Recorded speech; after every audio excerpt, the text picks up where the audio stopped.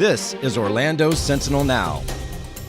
Hello, it's Tuesday, September 7th. I'm Rich Pope here with Scott Maxwell and Dwayne Bevel. Today, we're going to talk about some good stuff. Scott Maxwell here to highlight some good works happening in the community, always like that. And also, Dwayne Bevel's here to do his Disney World at 50 feature, so we'll find out what he's talking about.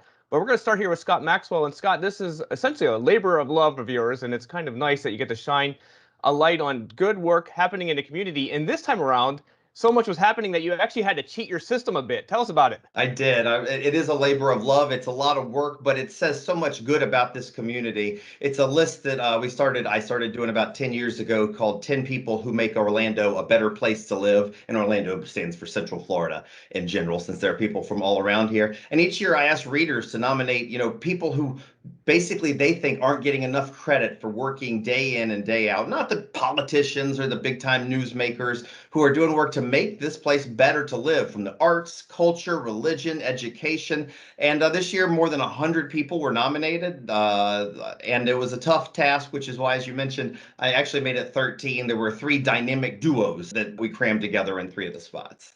That's great. Let's highlight some of those. I know we have a few of them we're going to talk about. And this first one we're going to talk about has provided free healthcare for many here in the community, and it's just been their work and their help, and it just seems like it continues to snowball and affect the region.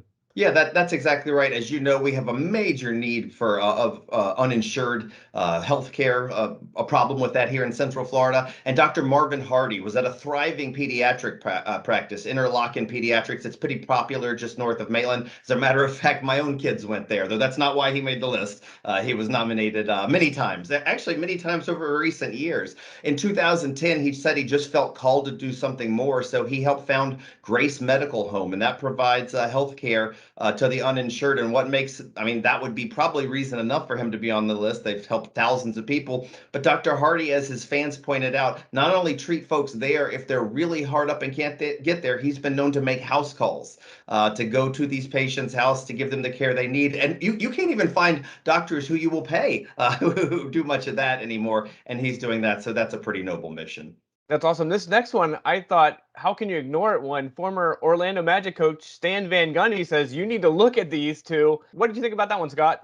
Yeah, we do. It's fun to we get nominations from all over the place, and Stan Van Gundy is still very active here in Seminole County, and it turns out in Volusia, and he's helped teach at Stetson, and that's where he discovered the Community Education Project, and that's run by a couple of PhDs, Pamela Capistoro and Andy Eisen. And what they do is they go into Florida's prison system. As I'm sure you know, too often prison is just about incarceration and not rehabilitation. These 2 professors from the university go in and they take lectures, they take classes, they let these inmates know there is life after prison, and they're really making a difference. I think the way Van Gundy said was that these are the people that most of society tend to cast aside. These 2 teachers go in and say, we care about you, we trust you, and we think you're going to succeed. And because of that, they do. That's really awesome. And this next one, spiritual leaders tend to have to pick up the pieces when things get neglected by legislation. And it seems like we have a Catholic priest here that is just doing good work and helping to fill in the gaps. Yeah, Father Richard Walsh was nominated and by several of his members of the parish, and I think from some people that aren't members of the church at St. Margaret Mary Catholic Church in Winter Park. And that's because for the work they do beyond the church walls, particularly as it relates to taking care of immigrants and speaking up for them when they think maybe they're being demonized more than being cared for, and also for the region's homeless population. They've done a lot at that church, and Father Walsh has now been doing it for, I think, a half century. That's awesome. This one, I don't know how you picked this one. You went for a principal at a school, but how do you narrow down? It seems like there's so many education individuals working that are, especially in the pandemic, things like now. How do you pick just one? Yeah, that is very tough. In fact, people would sometimes send in a nomination that just said healthcare workers or teachers, and amen, I get that, but we're trying to be a little bit more specific. And the reason I selected Allison Kirby, who is the principal at Jones High School, is because she's making a difference in one specific niche that is now nationally recognized, and that's physics. And that's particularly directing minority kids to the science professions and curriculum. As you may know, Jones is a pretty heavily minority school. It has low-income zip codes that it's serving, and yet under Kirby, Jones has the highest enrollment rate in physics classes in the state. for its students. To put this into perspective, the need, fewer than 1% of physics PhDs in America are Black. So that shows you the discrepancy there. And she's working sort of one child at a time to try to change that by opening up a new field of science possibilities. That's really cool. Well, this is just a sampling. You can read about the rest on OrlandoSentinel.com right now. But Scott, I just got to ask, after what you do week in and week out, it's probably nice just to shift gears. You have to. I assume you sleep a little lighter that week when you're doing this column. Well, there's a little pressure. I feel that, and that can rattle the sleep. But you're right. Normally, any given column could be the 10 worst people in the world, and I could offer a fresh 10 people every Wednesday, Thursday, and Sunday. That's awesome. All Because right. of Well, we're going to move. politics. Well, we're going to move forward here to Dwayne Bevel, and we're going to do the Disney World at 50. And this one's cool because we're looking back at how they celebrated in the past. And this one is the 10th anniversary. Dwayne, what's happening? Right. So, flashback machine to 1981. I keep saying 71, but it's 81. And Disney sort of threw their first big party for themselves. And they called it the Tencennial, not the Centennial, but the Tencennial, which now somehow seems clever. I'm not sure how I felt about it in 1981. But a lot of the things that Disney does, they started a new parade and they celebrated for a year, as we do. The parade was was broken down by the land. So there's like a little sector of the thing, like Donald Duck is on top of a snare drum. And there's a fife and drum group around them to represent Liberty Square. The Country Bear Jamboree people were in there.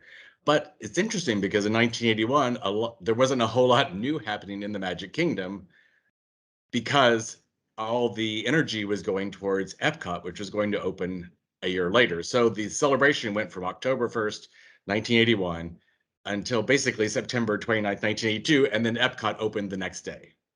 So there was a lot of anticipation for that. The Sentinel did a big series called the Disney Decade that looked back and forward and was it worth it all? And some people were mad and some people were happy. Just like today.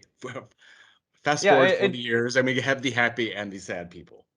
Yeah, it's interesting you said that because it does seem a lot like today. And even Epcot, like I think some of the charm of Epcot is that it still kind of has a bit of that 80s feel that I think people love. And I thought was really cool reading into your column is the Bob Hope actually was the main guy there that would give the whole celebration.